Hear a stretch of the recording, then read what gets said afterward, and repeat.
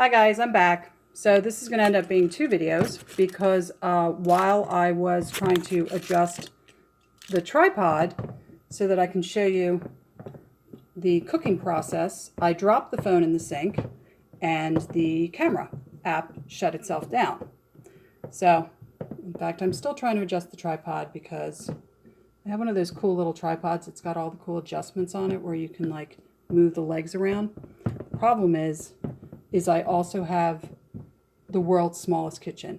I don't know who designed the kitchens where I live, but apparently they actually didn't cook. So, because they are small, they have no counter space.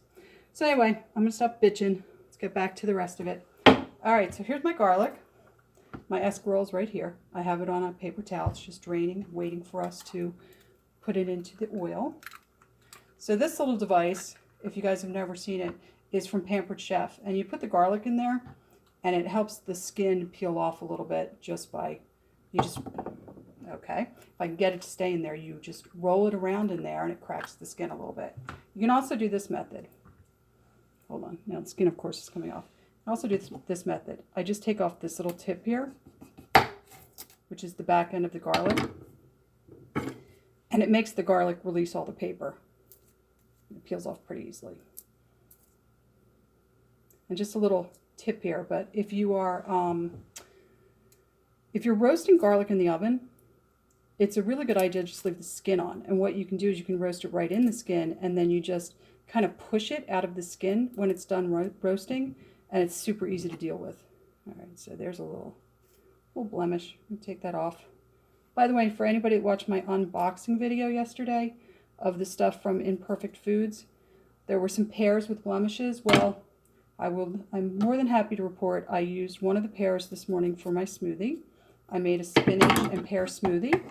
It was delicious, and the blemishes they were literally only skin deep. When I got into, by the way, this is from Pampered Chef. This is a great thing. It shaves your garlic. It's very sharp though, so you gotta be careful.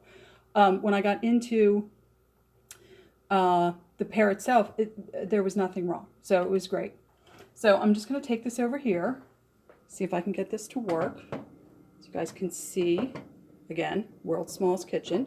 Yeah, can't even see the pan. Yeah, sorry guys, working on it. Ugh. See, this is like why it's hard to do cooking videos, because, all right, there's the pan.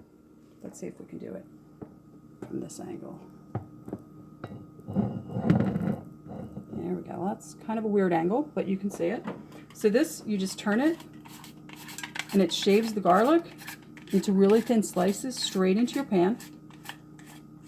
Very easy to use.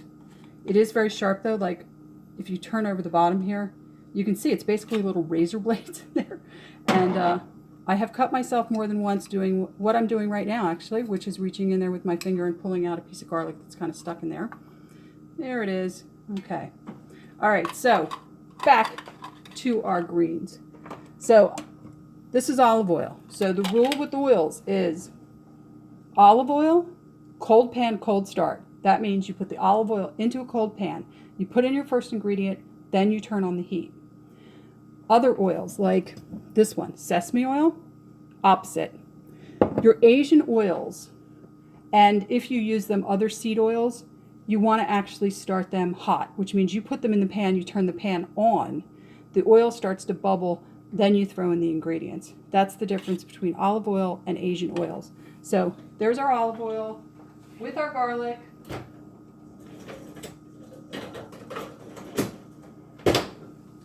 Okay, so I'm going to add a little salt to this. Okay. And here is our beautiful escarole, which I'm not sure you guys can even see. I'm going to bring it to the edge there. So what we're going to do is we're going to start adding the escarole. If you're one of those people who doesn't like garlic, because I know there are a couple out there, I know a couple people don't like garlic, when you're making leafy greens, a great substitution for garlic, if you don't like garlic, is red onion. Give the red onion a couple minutes head start on the greens so that it can get a little caramelized. But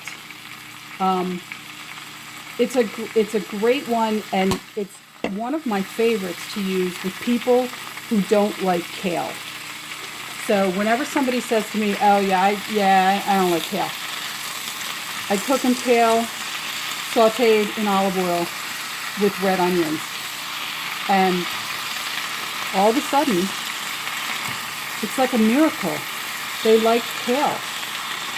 Once you do that, once you do the saute, another thing you can do is you can add some walnuts on top of kale with red onions, and that's another way to get kale into people who profess to not really liking kale. All right, so you can hear this. The moisture, the olive oil, they're all mixing, and this, I don't know if you can see how quickly we went from this overflowing pan to a lot less in this pan. When the escarole, or the scroll, as Italians call it, gets a little more broken down, I usually add just a couple of twists of black pepper. So I'm going to do that.